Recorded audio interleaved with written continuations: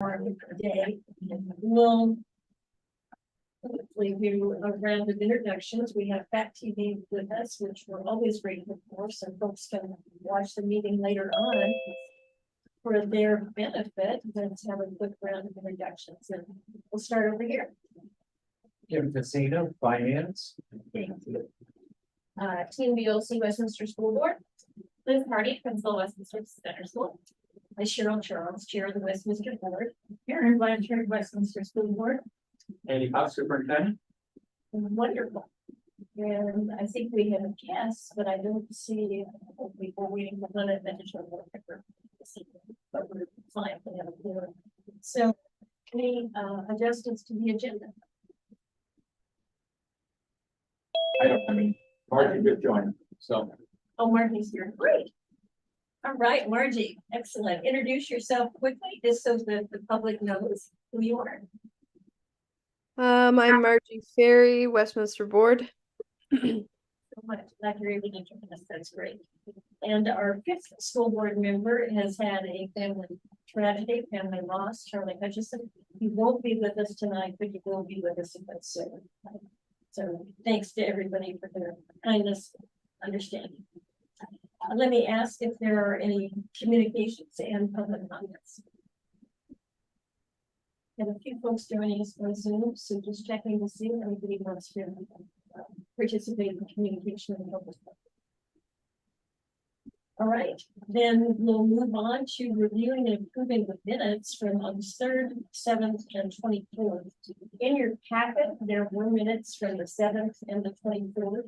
We don't yet have the minutes from August 3rd, so we'll address those retroactively. Thank you. Which is fine.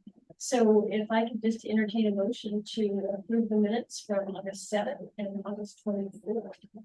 So moved. Thank you. Terry has moved to approve the minutes from August 7th, which was the board retreat, and August 24th, the special board meeting. So the motion is on the floor. Any discussion? Okay. Hearing none. We'll take a vote on approving the minutes from August 7th and August 24th. I'll start with T. Yes. All right. And I approve. Yes, Karen and Margie. Yes. All right. Thank you so much. Well, with that, we get to move right away into a report from the Director of Finance. Thank you.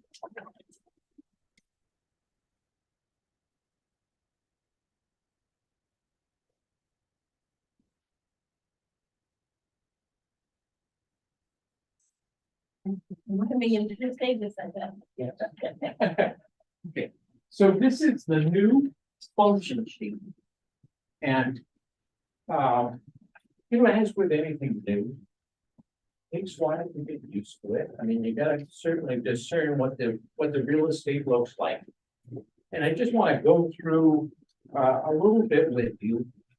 Looking at the page. The page number is down in the lower left, a lower right-hand column, bottom. So that's the page number. At the top, the headings, you'll see GL budget. And that GL budget is the budget that you adopted and voted on. The range to date, if I could remove this, I would, because this is just the expense of the month.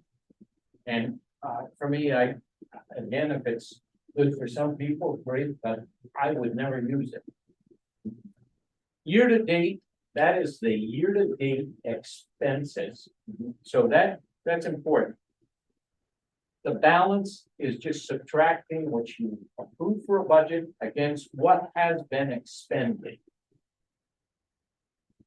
The encumbrance, and again, this is where this is critical for the salaries, associated benefits of FICA, worker comp, health and dental insurances. And now we have the ability to look out through the year and encumber exactly what we're going to need. So it gives you exact data The budget balance just takes, it subtracts the expended against the encumbrance and tells you what monies you have available.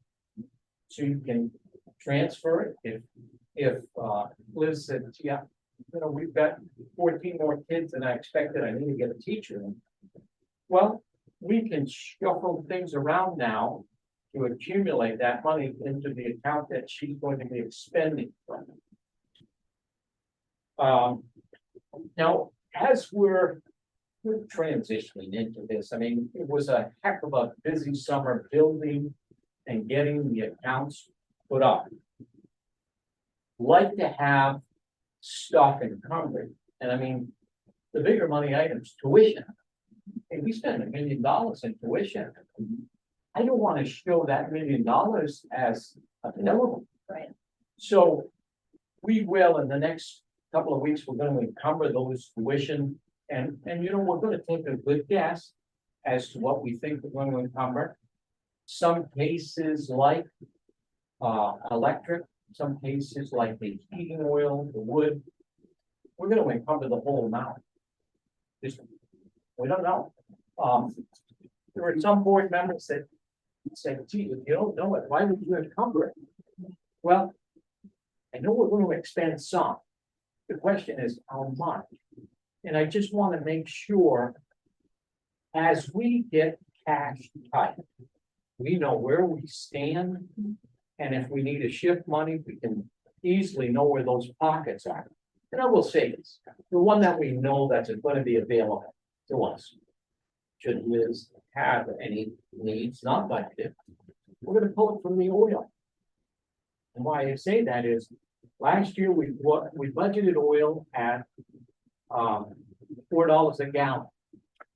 Okay, this year we got it at $3.50 a gallon. We locked in, so we know there should, once you get a cold winter, but we know we should have money available. So we're going to lock and load, and it'll make the picture a lot clearer, because as you're going through your school year, you want to be able to use what funds you have available. If you say, hey, I've got projects that I want to get done, I want to expand if there's money available, and we'll be able to do that. We'll be able to shift that money around. So this gives you, last year I tried to put something together that gave you a summary of the function. This gives you the detail and the function summary. On page 2, quarter of the way down, you'll see general education. And this is where you stand now with the encumbrances.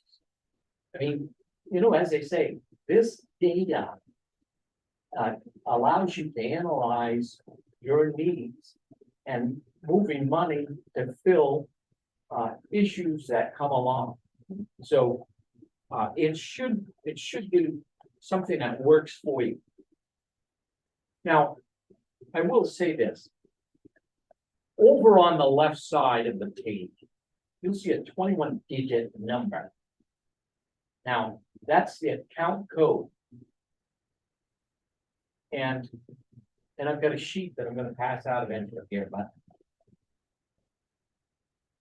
last year, we ran into the situation where people didn't know coding. I mean, there was no clue. When I say that, maybe more in the financial office than out in the schools. But it was a real problem, because you've got to discern where you're spending money, where that's going to be charged. We spend a lot of time making sure that the expense is coded to the right account. Now, we've got to make sure, because that expenditure that we code with APs, that's only 30% of what we expend. 70% are the people. And we've got to make sure that the people are coded to the right accounts. And it's tricky. It's a learning process. It's going to take us a while to get there, but we will. So Each page gives you the function. If you turn all the way to page 9 at the end where the grand totals are. Right now, with all that we've encumbered, it shows that you have 2.4 million available. And we know that's off because we've got, obviously, we've got 100,000 in bonds, we've got, you know, over $1 million, 1.1 million in tuition that's not encumbered. We've got to make sure those are done. Because I'd rather say to you, look, you've got $98,000. Think about how you want to determine where that's used. And again, we can make preparations as we go along. But I think it's important to be able to have that roadmap that's going to guide you. Because you have goals and objectives in your financial, in your educational system. This allows you to reach it.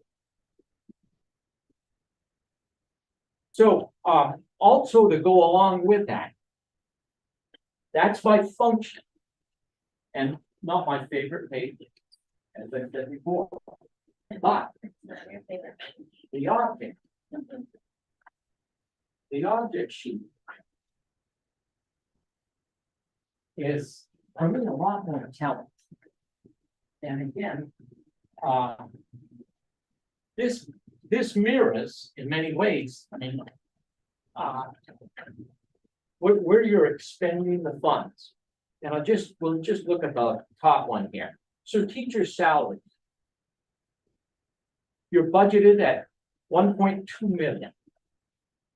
Right now, we've expended, we've only had one payroll, 43,000, 44,000. And we've got a balance of subtracting that from the budget of 1.1 million. We're encumbering $1 million.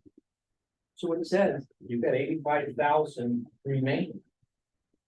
And keeping in mind that, and it doesn't show up here, but further down, we'll see where we are with subs. Because you never know, you know, with the subs. And we've talked at some point about whether the subs should go into the SU because it's so complicated.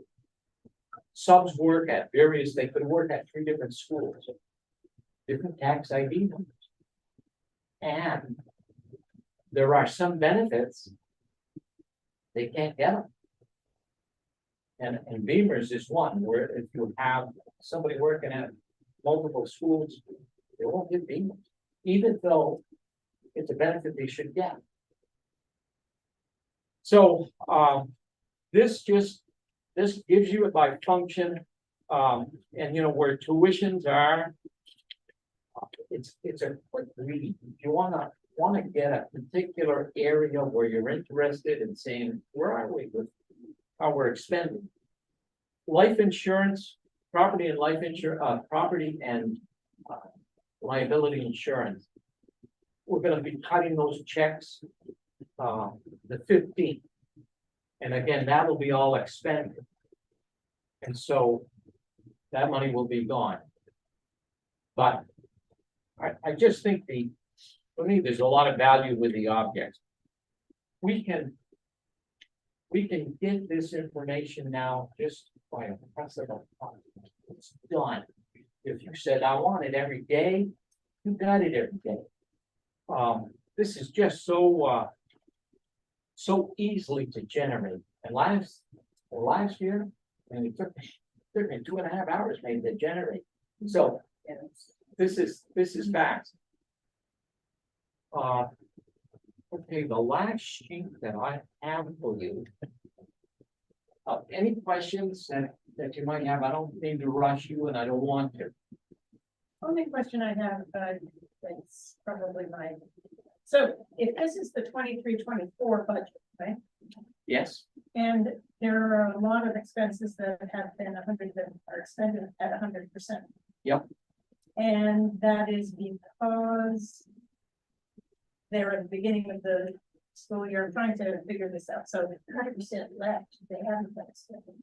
Okay, so that's. Yes, that's, So this is where when you have the encumbrance, I get Yep. it. so, I was reading the encumbrance, I was reading that as encumbrances, that's fine, thanks. so let's just clarify that. So So that- the far right Yeah, that. percent I get it. is the percent remaining. That's right, I got that now. So, I was but sort of Karen, looking thank at you for the question. encumbrance thing, and I'm Thank you thinking, for the question. And in some of these, there's negative percents remaining. What is that? Does that just mean? Means, So percent. and you know, some of that, right now, I wouldn't be too concerned with that at all, because right now, we're going through all of the people and checking what's paid, making sure that they got paid in the right account. And again, that's a real truing up, a real reconciliation, because that data goes into your budget. So it's gotta be right for both sides. So Teen, like on the object page, the second line there, which, Object. object, on the Yeah, the object, 59%. which page? page one, Okay. on the second line where it talks about guidance, Yeah, you see there's a negative, right? Yeah. Well, that's because last year's guidance counselor, we budgeted at a certain salary. This year's guidance counselor is at a higher salary, so you're gonna run in that negative. okay. Because of that, because at the time we developed the budget, Yeah, we were anticipating one salary, and now we're at a different salary. So that's why you might see some negatives, like, Right. you know. Cruising up pretty fast. Okay. But it allows us, like, when we're looking at them, that if we're all of a sudden seeing like a supply line, as an example, like all of a sudden running high negative, is to pick up the phone and say, hey, what the heck's going on here? Yeah. And, or Liz could be watching that, just, you know, if someone requests something, she can actually go in and pull it up and say, nope, you're already, you know, we're already out of there, and pick up the, you know, the bat phone and call the office and say, help, I need this, you know, type of thing. So it is helpful in that, in the moment, realizing where your budget is. Yes, yes, and later on, we'll try to true up and move some funds to balance out, just where it's heavy. If you ran 200,000 over in your tuition account, well, we collect and try to balance out to make sure we were kind of, okay. Yeah, say that again. What do you mean? So if there's areas that we saw you had a lot of money surplus, we try to move that, transfer it into the account that you're way over. Sometimes we run into that in the special ed where you may need the one-on-one paras.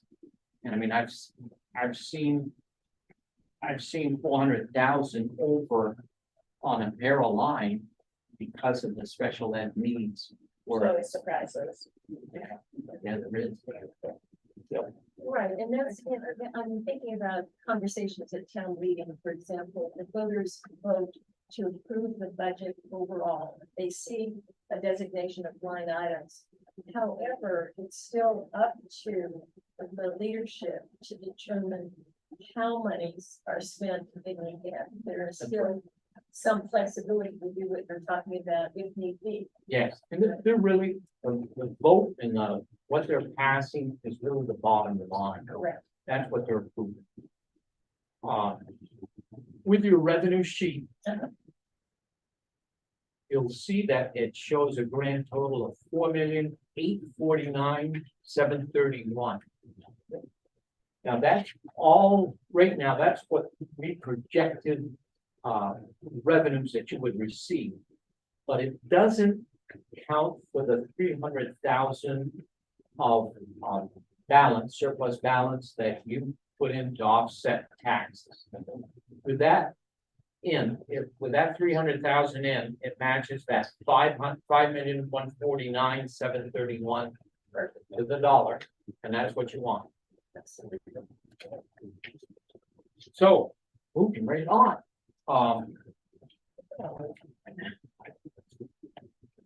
you. This is so neat, and listen, I wish I knew the system better. But I'm just getting into it. And you've got the sheet, I do, okay, so. This gives you. A snapshot, and again, you can run this every day. But this gives you a snapshot of people. How much you're paying them, and this is what I'm using now. To really check, because. This amount. This column amount, which is listed, which shows the total salary, that's what's in payroll. Now. This number has to match a contract and has to match what's in the database for your new budget. So.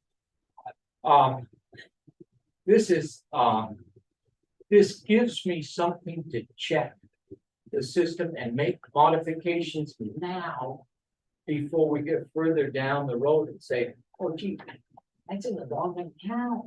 Before we had to do journal entries to move the money and make sure it's put in the right place. The other thing that happens is if you have the wrong amount to an employee. And you've got to shift it, either reducing it to balance out. Better to do it sooner than later. So, we went down through and made the movements and shifted. Now Liz can check this as well. So, and again, this is the most recent copy. There probably will be a few changes.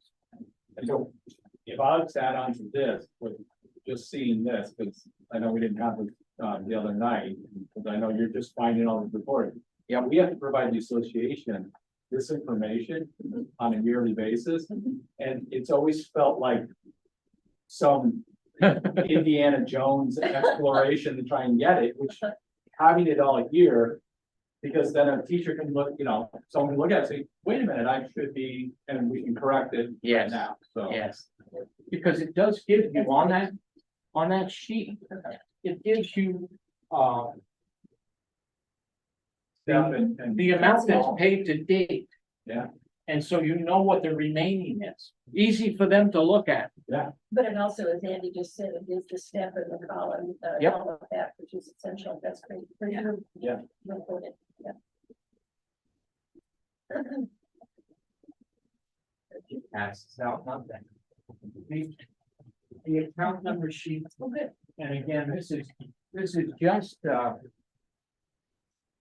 hey, if you're up at midnight. and you're- Memorize those numbers. there's a test in the next meeting. Yeah, repairs project. We've got a long ways to go. But we've started, we've made that huge turn. We've started, so. That's well, congratulations. Yeah, it's a lot of, Yeah, really. it's not an easy job, I think, was it?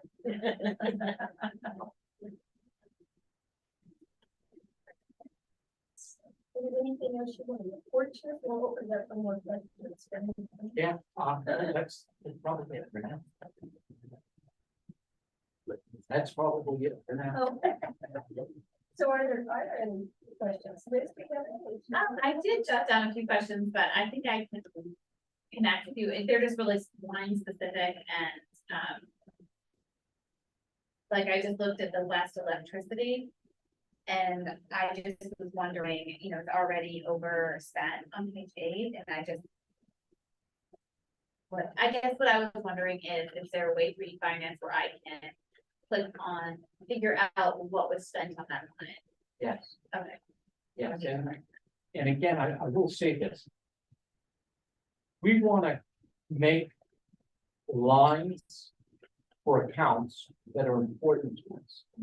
And if, because we were looking at, Andy had, what is that place, that rental place? We go off with kids, there's a rental. Priority place? Prior, Or, it's a rental place in Rockingham. oh, Parks Place. Parks, thank you. But anyways, you know, it's a, I don't know, $5,000. So I want to make a separate account for that. And if there are items like that, I do want to be very careful that it's right there. I mean, if somebody says, what's in your budget? Here you go. And I just want to discern as much as we can the meaningful monies. You know, I'm not worried about $20. Hey, that's okay, that's supplies. But if we're spending money, I want to be able to break it out as a separate account. How can I think you about specific lines? Like I Yep. see that there's 2 vehicle lines, one has been set, one hasn't been touched. I'm wondering, one was purchased through it and maybe it needs to be one. Sure, yes, yes. And I will say this, Nick, I don't know how it happened, but I noticed in the facilities area. I don't know, it was an era that happened, but you ended up with carrying up people on the grounds. Yeah. I'm probably gonna push that back into this 2610 function facilities. Because I just don't wanna have a separate. I was gonna say this, and keeping in mind, every damn account that you have, it costs you money. Don't kid yourself. And that's where I say, you know, I want to track real money and I want to break it out. I don't, for $200, nah, I don't care. I don't care what it is. I don't want to track it. And so I want to be very careful. I want to be very deliberate on setting those accounts up.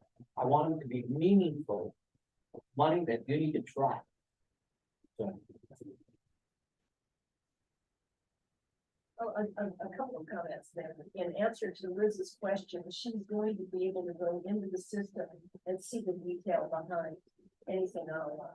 Is that correct? She'll be able to see what invoices were there, how it got to that point. I think so, but I couldn't tell her how to do it right now. Oh, okay. But I'm sure that there is. I think there's a separate section you have to go in. So you can't just click on a line and they'll take you there. Okay, So you have to go into another front load page and put in the object code and the function code. And then it will pull it up from accounts payable. So you got, it's not as like you love it, like you'd be like, oh, what's that line? Let me click on it and it expands that line. Yeah, but you can go in and dig down much more And is granular. there somebody at who would I contact with the office to get a tutorial on that? Eric will be around next week, Oh, and I think Great. she'll try to go out.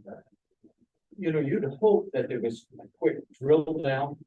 You know, that's what I'm used to, is being able to go, I wanna go further down. And maybe there is a way to quickly do it, so. I'll ask them.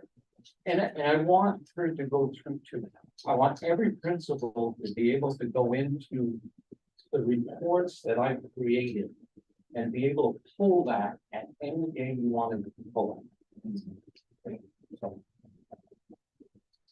just a couple of additional comments about this. I'm first of all, again, echoing congratulations and thank you for bringing in this new system. It was the case that about 5 or 6 years ago, we were able, as a board, to go through line for line, and we could see at every meeting how much remained, and we could get the information about the detail. We've been missing that for several years, and so it's wonderful to have it back. And now what I'm seeing is some additional information, which is great. But it's really important for the principals to have access to people and to their budgets Yes. with you. And another aspect of it, you've heard me say this often, but we want the board to get this ahead of time so we can analyze it. So we're 2 months into a new fiscal year. we have been working like crazy to get this done. And I'm happy to say that Nicole said to me today that you're teaching her that she can pull the reports for us going forward and send them out to us when she sends us the agenda. So that we, as a board, can review them line for line and be able to come in and ask questions if we have them in those as well. So it's steady progress, it's Steady very progress. exciting. And as Jim said, Liz will be able to go in without having to call the business office to look at, pull the same report. So she'll be able to pull it. Both Nicole and I are going to get trained on how to be able to pull these reports, because honestly, I need to not be able to pull and not have to, Nicole's got enough on her plate at times, she doesn't need me yelling them for another report. That makes sense. And you know, during that interim, before we had Jim with us, I mean, you were doing 3 jobs. One of which was the finances. And I think it's really healthy and important for you as superintendent to fully understand the system. You're not doing it day to day. Right. You've got a good team doing it, but you need to know how it works. Absolutely. So this is exciting. Yeah. Thank you. Yes, it is exciting. Right, and so we, as board, I want, and Liz as well, but want us to look at it so that we have questions that we can. Yep. we can do that.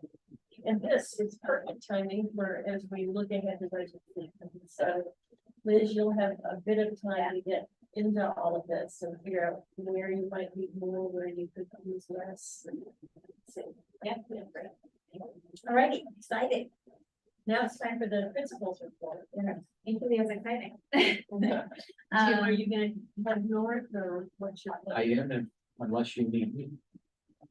Thank you so much. Very excited. Okay, Liz. Yeah, so we've been back at school for a little over a week. We currently have 143 enrolled at Westminster. The daily average attendance for the past week has been 96% attendance. Last Monday, before the first day of school, we had a welcome back open house. We had 78% of families in attendance, and this, as I said in the past, principals report this was an opportunity for families to come and see their children's classrooms, visit common spaces throughout the building, and enjoy the playground. We had a beautiful night for it. It did end with rain, but it was beautiful for quite a while. Next week, we'll have a scheduled early release, one of our monthly early releases where the staff stay. I just wanted to let the board know we're continuing our work on our targeted learning focus. So next week we'll be establishing professional learning communities. We had a group of educators take the course from Antioch this summer that was held at the middle school, but run through Antioch, and they became professional learning community facilitators, and we'll work for this half day time. We're going to lean into really explicit instruction, strategies to elicit student talk, active participation, written response across curricular areas, and this will be a time for staff to bring problems of practice that align to our targeted learning focus. It will also be a time for us to look at student data that is real time in our classrooms and share with colleagues. So we're excited for that work to begin, and I really think we'll invite you all to forward. Our first class will be heading to Studio Y in a couple weeks, September 19th. This will be the first of 5 excursions that each class will take throughout the year. When not at Studio Y with the class, Janelle is working in classrooms to plan for the trip and collaborate with educators here in the building.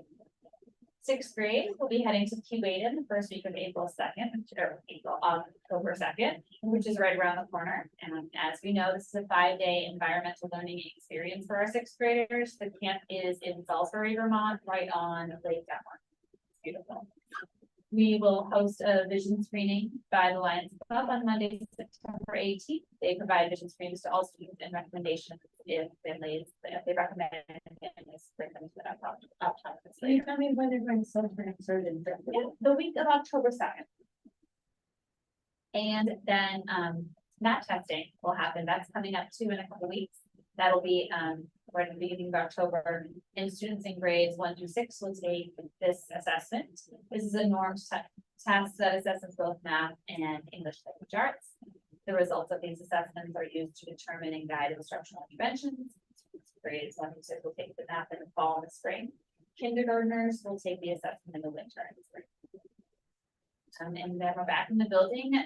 We've been able to manage the heat because we're fortunate enough to have the AC in a lot of the spaces in the building. Our kindergarten classrooms are really hot, our third grade classrooms are very hot. But people have been really patient and understanding the students, and we're just been working on routine, building community, and providing expectations and obligations the first few weeks is stuff, right? It's really great to bring them back. We've had a few additions to our school community, we've moved into the area, which is really a wonderful additions to our school community site. Are there any? Margie, any questions for Liz from you? I don't have any question. Well, I have one comment, two comments actually. One unrelated is that the connection's not great.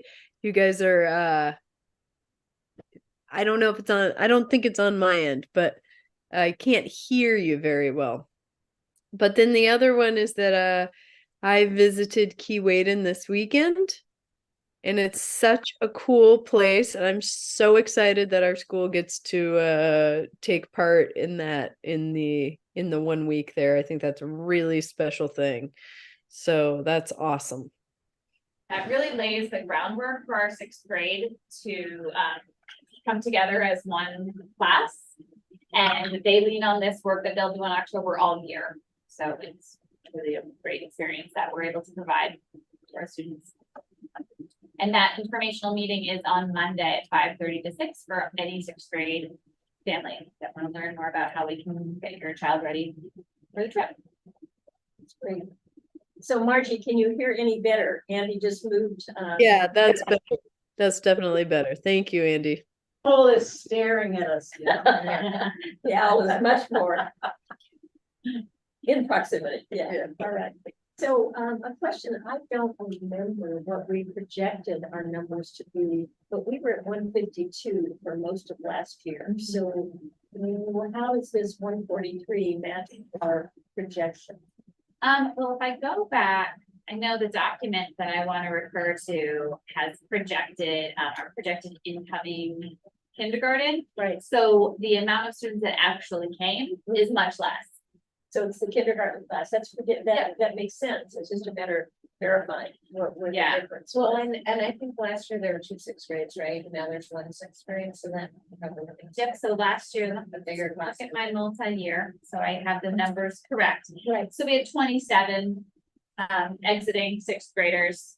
We have 20, and we projected 20 incoming kindergartners. We have 14.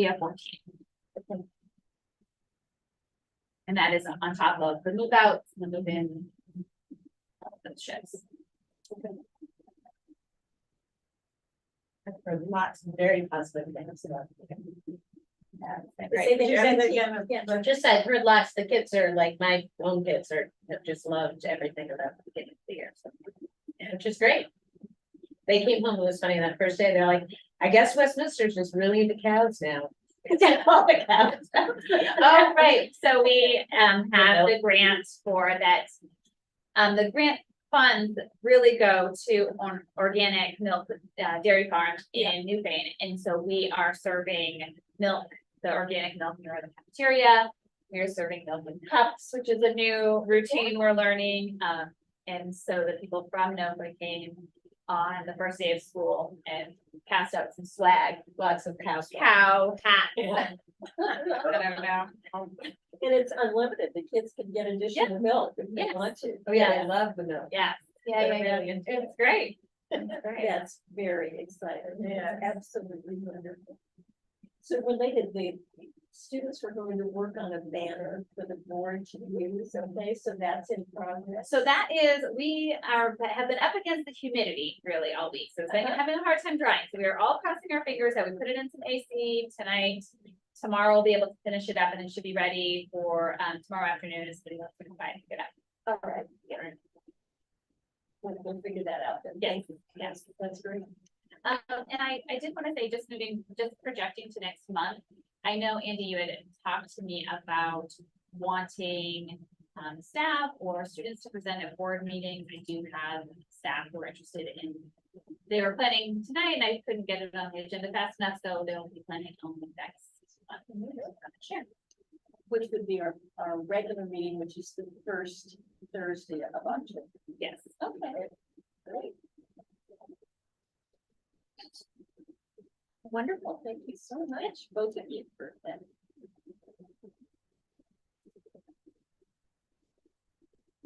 All right, so moving on then to new business, the first item is to review and approve a policy B21 on professional development. This is pretty straightforward. It was approved by the SU board last night. So we would just need a motion on the floor, and then we can discuss it if there are any questions. So moved. Thank you, Tina. You're welcome. I love me. That's great, yeah. So there's a motion on the floor to approve policy B21, which is professional development. And are there any questions about it?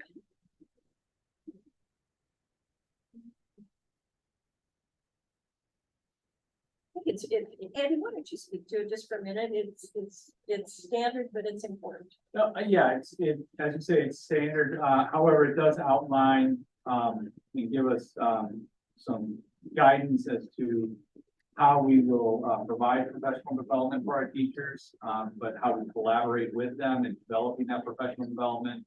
And then also how we report that back to the board on a regular basis, so, but you know, Deb Cardane really takes the reins on this whole piece for us. And so it's really nice to have her and her expertise in being able to work on that. But that basically is what it is. You know, it gives us the authority to provide professional development, work with the team, and report it back.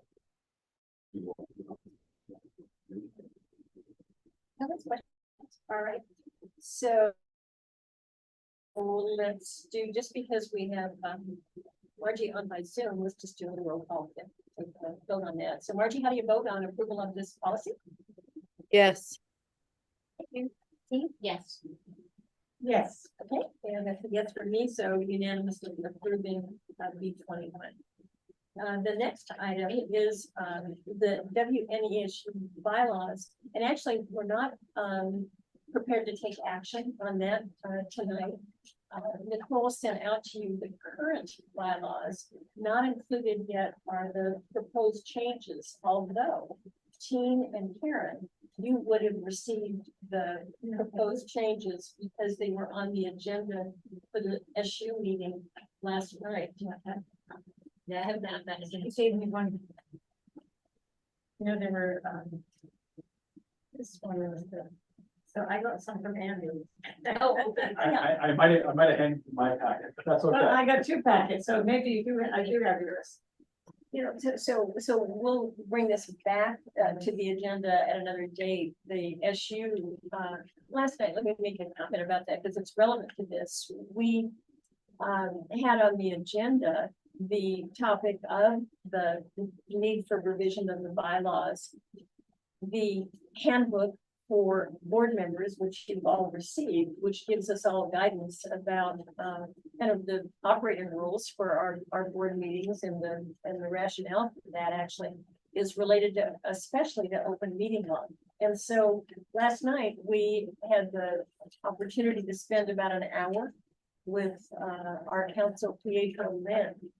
And I really encourage people to watch a record of that meeting. Andy sent out the slides today, which were nice to hear his presentation. But yes, I really encourage you to listen to it. It gives us so much insight about the reason that we do some of the things that we do in meetings. For example, the whole idea of how email trails can be sent out and about, and the public doesn't have the opportunity to see those. And that's a form of dialogue or discussion about important things. And so he just really reinforced for us the rules really around that kind of communication and our need to discuss matters of importance for the public to hear. So it was really helpful. Yeah.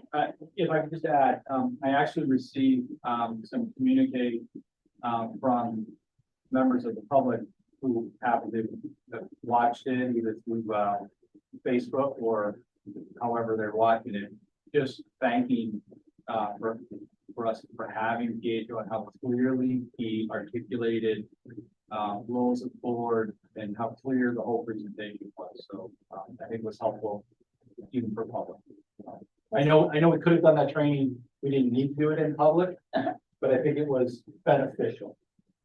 Right, I do too. I think it's really important for the whole civic culture to understand, you know, what the reasons are behind these policies that we use. So we will return to the bylaw discussion after the SU board has looked at it. They don't have any approval of that, but it's important because they are WNESU bylaws, that they understand the proposed changes. And then it's each town school district board that actually votes on them, so we'll have a chance to go through them. So may I ask a question? I received a shortened form, looks like. In other words, these are the bylaws. But this was guidelines for board meetings and communications consistent with Vermont's open meeting law, That's correct. which is the one page. That's correct. Okay, and that's kind of a supplement to the guidebook that Andy has already developed. This came out in the last several weeks where Andy and I were both looking for some additional clarification about some of the procedures, including email communication. Thank you. So ultimately, I think, Andy, you'll be incorporating that into the actual guidebook for board members. Yeah, I mean, I thought this was fantastic because it responded to certain things, certain challenges that we actually faced in terms of how much time a person, we speak. You know what I mean? If we're having a public comment. So I appreciated this a lot. Actually, though, we got some advice last night that was new to me. And that is that our attorney recommends that we provide more detail on our agendas. Oh, thank you. Oh. Thank you. See, What a concept. We have life. I think it was trying to keep the. So that, and this is again, in the spirit of open meeting law, to give the public as much information as possible about what will be discussed at a meeting, so that they can make a decision about whether or not they want to participate in person, whether by Zoom or, at a meeting. yeah, and I've been thinking about that since, and I think one of the things that we might want to look at adding also is just looking at new business where we have the bylaws here. It's just in parentheses, just saying like no action or for discussion only, so that indicates to people where action will be taken. Yeah. As opposed to what is just for discussion. And that might help make it the public just be aware of what we are looking to vote on as opposed to, everything. Yeah. So. So with that, we actually need to do this for the next, but did you have any questions or comments? No, I just, I mean, this was very succinct to me. I happen to like it that in that way, so. And that really did, this is the additional kind of summary, key recommendations and guidelines for us, but we developed that with our council, and it in part came out of questions that we're getting ourselves and from other board members about the kind of best practices for procedures. Yeah, and I thought that's why I felt that this was helpful. Excellent. All right, in old and unfinished business, the first of those is tuition waivers. And we actually, we know that we had already approved Marlon Hardy to have her sixth grade complete here this year, and that this board has a policy whereby the children of any employees may ask to be students at the school, and the board would approve that if there's space available and some of the conditions I went through. Yes. And I think we had already approved the nurses child, sixth grade student as well. And I think, did we not approve Ryder and Riley McKenna, the first grade teachers? Students, I'm sorry. We had previously approved these, right? Yes. So I think the question now, Andy, we know that we sent a tuition request to Rockingham for one of these students, and that was denied, which is not a surprise to us. Should we be sending a request to the other two schools, one in New Hampshire and one in Putney? I would recommend, just for clarity and practice, that you follow that is your policy, that you will send that letter.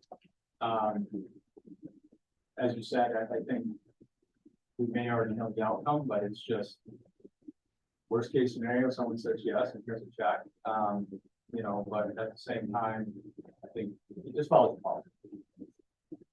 All right, and so in this case, Liz has written the letter, and should I, as the board chair, simply enclose this in an envelope and send it off, or? what Or should- you can give them to me, and we can mail them out of my office, that's fine. All right, We'd be happy to do that, but fine. all right, I'll provide you those 3 letters. We've already sent the one to Rockingham. So it's just these two. Okay. All right, Get them on. thank you so much, that's great. Anything else on that? We don't have any others. No. I think in one discussion, Andy, you checked with our attorney. Our policy is to admit the children of any employees here. There was some idea that potentially the board might consider a ceiling, a maximum number of students in any year that might be here tuition free, coming as children of offspring. Would that be challenging though? Cause like, then how could we say, yeah, your kids get to go, but your kids don't, because we hit the ceiling? I feel like that could raise other issues. So- It's sort of different than first come, first served, because we don't know, in other words, if we would hire a person. But you didn't have before and they have kids, then it's not like. It's not like in mine. So that's. Sorry. No, so there's a couple of pieces that we've unraveled in kind of trying to sort this all out. But first of all, under school choice, because high schools have school choice in Vermont. Each school at the beginning, or I think it's February, sets their ceiling of what they'll take. And then if there is space after that, if enrollment goes down, your kindergarten's lower than you thought it was going to be, you can still accept other students. So that would be in practice with what happened throughout Vermont already, to set a ceiling and then look at that. But I understand just what you're saying, we hire a teacher late, it's a great perk. So it's something just to consider there. The other piece that we have learned, and I think it's an unintended outcome of all of this, is that when a student comes from another Vermont school or district, let's see, and typically under school choice school choice, you have school choice 7th and 8th grade also. The ADM stays with you. So membership, so the funds you get from the state that count, you count that student as your student, even though they may attend Compass. Does that make sense? I just want to make sure. So you retain that because that's how you collect your funds from the state. And it helps with your taxes and how you figure out your taxes.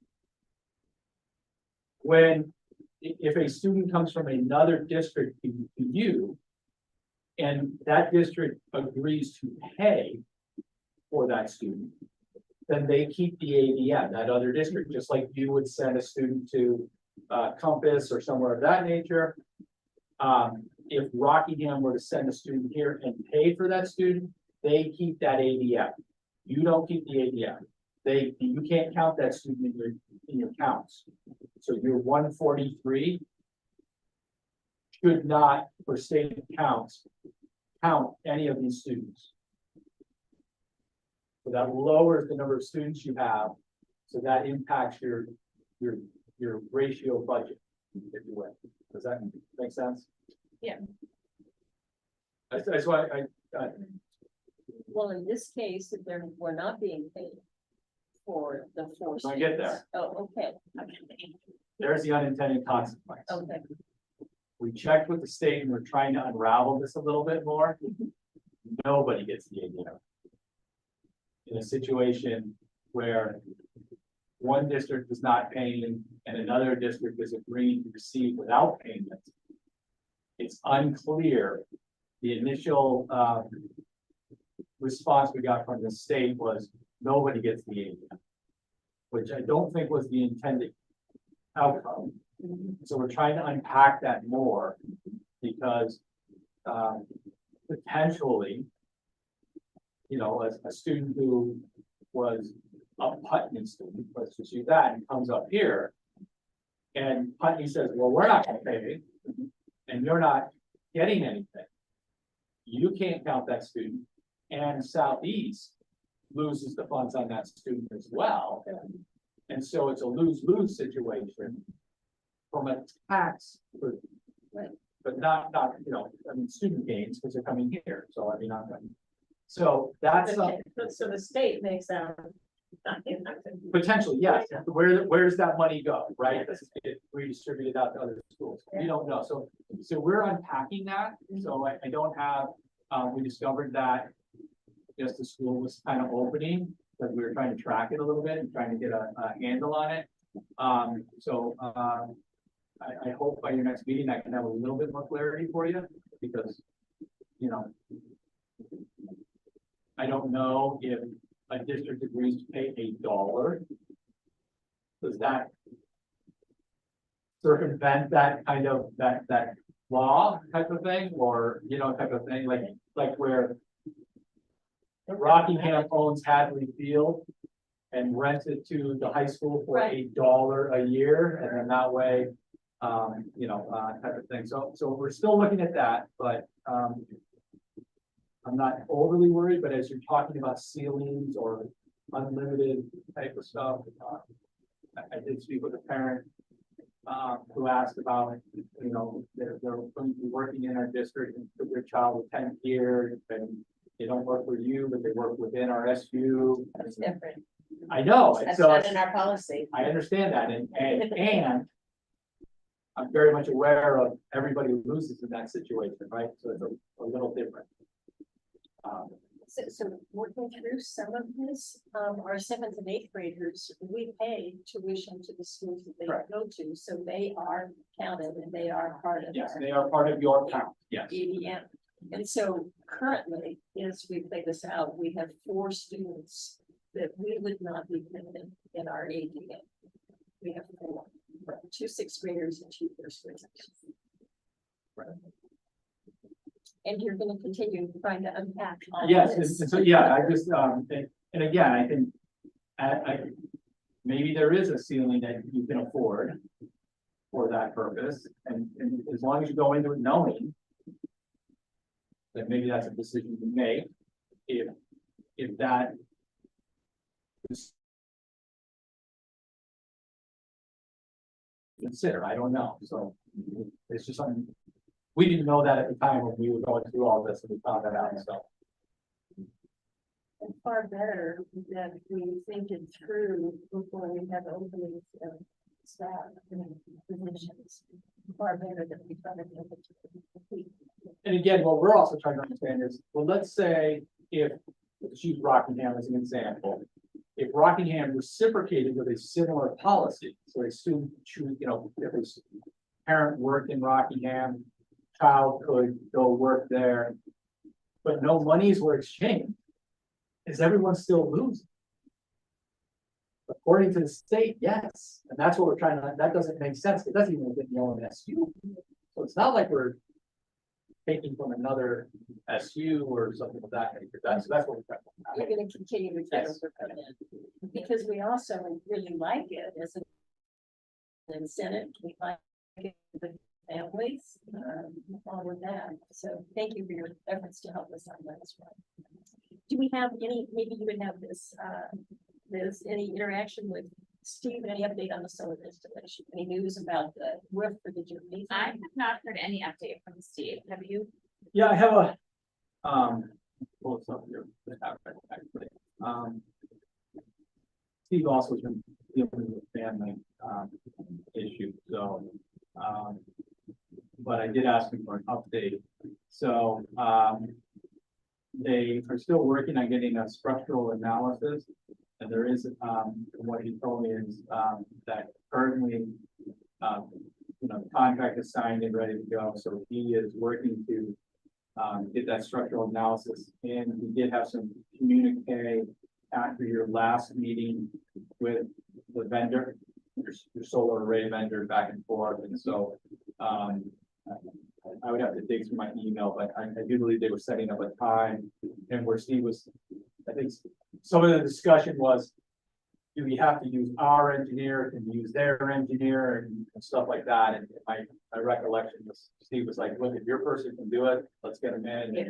So I think it's just arranging that, so. So at what point does Liz get copied in on any of that correspondence to know?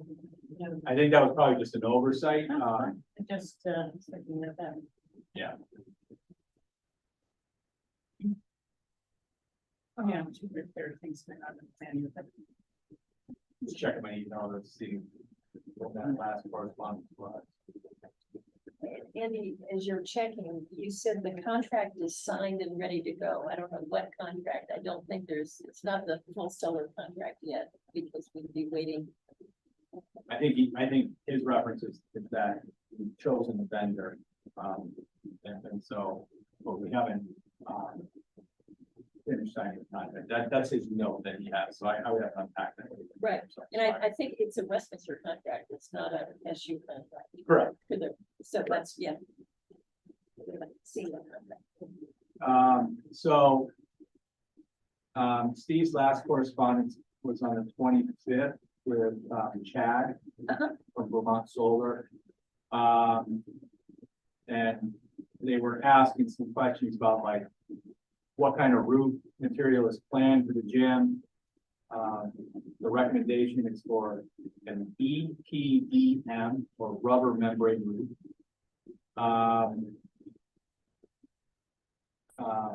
Asking how long will it take to get a waiver? If we don't get the 3 bids, it's, Steve was telling us it's taking about 3 to 4 weeks. And then he was asking who has the right to sign the contract, and Steven said that usually I do, but in this case, I can either sign on Westminster's behalf or push that contract back down. So, Steve provided them also with a structural report. so these are bids on the roof. The type of roofs that you're talking, when you say bids, Yeah, the roof is more an SU project. The solar is a Westminster project. that's right. So the bids on it's the bids for that type of roof is what I'm understanding. I think, and Cheryl, I think you were included on that because I'm seeing now you had said, you, Jim, and I would need to confer on who would sign that contract. Right. So, so that we haven't had any updates on that. I haven't seen anything from them. So I will, I'll give him a ping in the morning. Thank you. Okay. And then on the, yes, Margie, you have a question or a comment? Is there an update at all on the entryway project?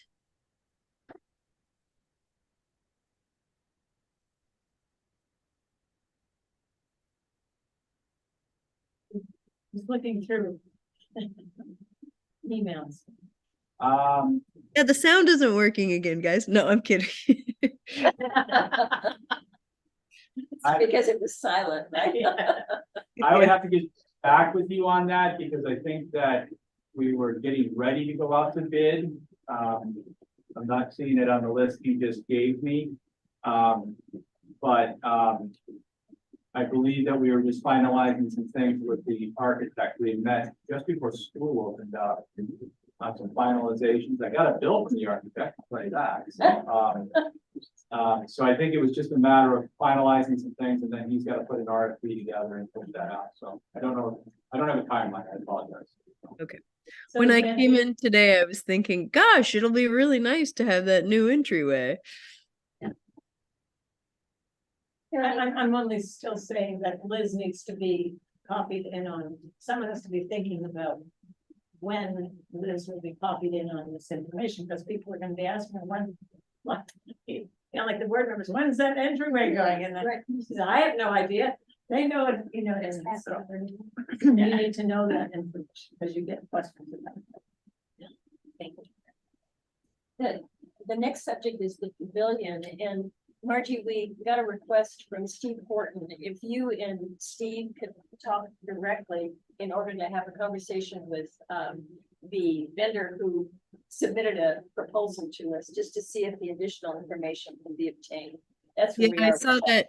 I saw that email. I just haven't had a chance to email back yet. Yes, I'll go over there and see. But, and you want to connect Steve with him, and it's great if you can be in the conversation as well. Yeah, Yes. sure. And we need to have that move ahead on a timely way, otherwise we'll. Hi. Yeah. Oh, my goodness. Hello. I'm so glad. Great. Guy. Brings reality. Absolutely. All right. We're actually done with business. If there's, we'll go to director's comments, date and time. Let me ask you this, date and time of the next meeting. It would be, it's our kind of optional meeting. It would be on September 21. I don't know that we need to have a meeting. No.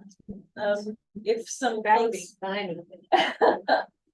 if some things came up and we had progress that we needed to attend to, but otherwise, I don't think we need to have a meeting on the 21st. Not either. Are you just dying for another meeting or? Well, actually, I won't be able to attend that day because I'm actually a panelist for the Vermont School Boards Association to talk about PCBs. So I was, they invited me to attend, even though we're not a member of that association, but to talk about it just because That's right. we spent so much time in the paper, and they figure we might as well, You must be pretty knowledgeable. So then our next meeting would be October. The first Thursday of October. Yeah. The 5th. Okay. So next meeting, October 5, and I feel confident that Charlie will be back with us at that time, which will be great. So let's just close with director's comments, and Margie, let's start with you and family there. Well, we just want to say that we are very happy that school is open again and that everything is running smoothly and everybody's having a good time, right, Junie? Yeah. Yeah. Thank you. Good to see you. Good to see you. All right, team. Anything? Yeah, same. I mean, it is so much work getting the school year started, so thank you guys. It's now a small job. Everyone seems very happy and, yep, thanks. Great. Thanks for making the call today for a half day for the kids' safety too. I appreciate it. That was great. Yeah. Yes, well, I want to thank Cheryl for reminding me that I could get onto Remind so I can get these texts. Oh, So, good. what's going on, so I knew about the early release, but it was great. So I Liz, really- Liz solved it for you. Huh? Yes, well, no, I think, You did? I don't know how I did it, frankly, I think I went somewhere and I got on, that's all I can do. Oh, no, it was Kate, yeah, I think it was, yeah. But I just, I was sorry, really sorry to miss open. I was here on Tuesday. It was so funny, looking around, no cars. What's going on? And a woman came out and I just said good last night. So I will double check the next time. But thank you so much for all of your work and Andy for yours, and I'm so happy the team's happy, and their kids are happy. And so, And Junie is happy. Margie and Junie's happy, so Yeah. thank you. All right, well, for me, the open house was wonderful. It was great. I'm glad we had 78% of the families represented. That's outstanding. It was a beautiful evening before it rained, so it was perfect with all of that. And then a reminder to those who can, Westminster West Community Fair is on Saturday, and the parade starts at 10:30 at the West School Building. and ends at about 10:35 at the church. I mean, it's not a very long parade. But I'll make sure I get over here tomorrow afternoon to pick up the little banner and those board members that can be there to walk in the parade. If you've got time, it's great. It's a great event, a lot of fun. And bring, you know, if you can, bring the children. Bike decorating starts a little bit by 10:15 for those who want to ride their bicycles in the parade. And Dessert table, I'm personing the dessert table, so, and silent auction items. Anyway, it's a lot of fun if you haven't been. there will be a little bit of a welcome for the fairies at 1 o'clock, Fairy House Road. The children who are there and want to, in preparation for the big Fairy House Festival in Grafton. September 20th. And there's a talent show, so if you want to come and sing or I will play an instrument. I will not be able to. Yeah. no, I think so. All right, but anyway, with that, I suggest we adjourn the meeting, and thanks to everybody. All right, thank you. Thank you. Good evening, all. Thank you. Good night.